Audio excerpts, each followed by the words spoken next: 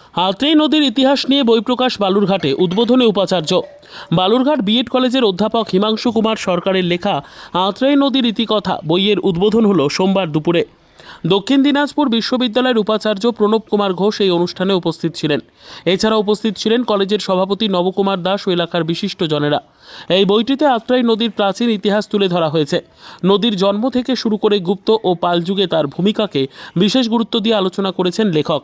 শুধু প্রাচীন ইতিহাস নয়, ভারতের স্বাধীনতা সংগ্রামেও আত্রাই নদীর ভূমিকা কতটা গুরুত্বপূর্ণ ছিল সে বিষয়েও বিস্তারিত আলোচনা রয়েছে গ্রন্থটিতে। ইতিহাস প্রেমীদের জন্য এই বই গুরুত্বপূর্ণ একটি সংযোজন বলে মনে করছেন উপস্থিত বিশিষ্টজনেরা।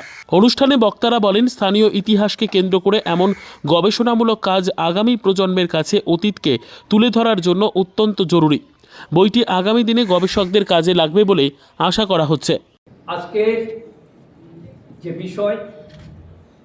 বিষয়টি হচ্ছে আমাদের পৌরাণিক নদী আত্রি। আত্রি আমার মা। আত্রিকে স্মরণ করেই অনেক ইতিহাস, অনেক স্বাধীনতা সংগ্রামী রক্তক্ষয়ী সংগ্রাম অনুষ্ঠিত হয়েছে। আপনারা অবগত আছেন, পরশুরাম মাতৃ বধ করেছিলেন পিতৃ আদেশে।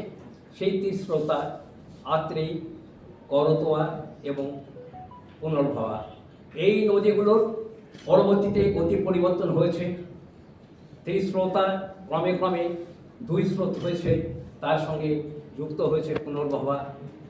তিস্তা ছড়ে গেছে, আত্রেই আর পুনর্ভবা যথাক্রমে আমাদের এই দিনাজপুর, অবিভক্ত দিনাজপুর জেলার সার্বিক উন্নয়নে এবং স্বাধীনতা সংগ্রামে এবং এলাকার সার্বিক জনজীবনে মানুষের প্রতিষ্ঠিত করবার জন্য এই আত্রেই নদীর ভূমিকা অত্যন্ত গুরুত্বপূর্ণ।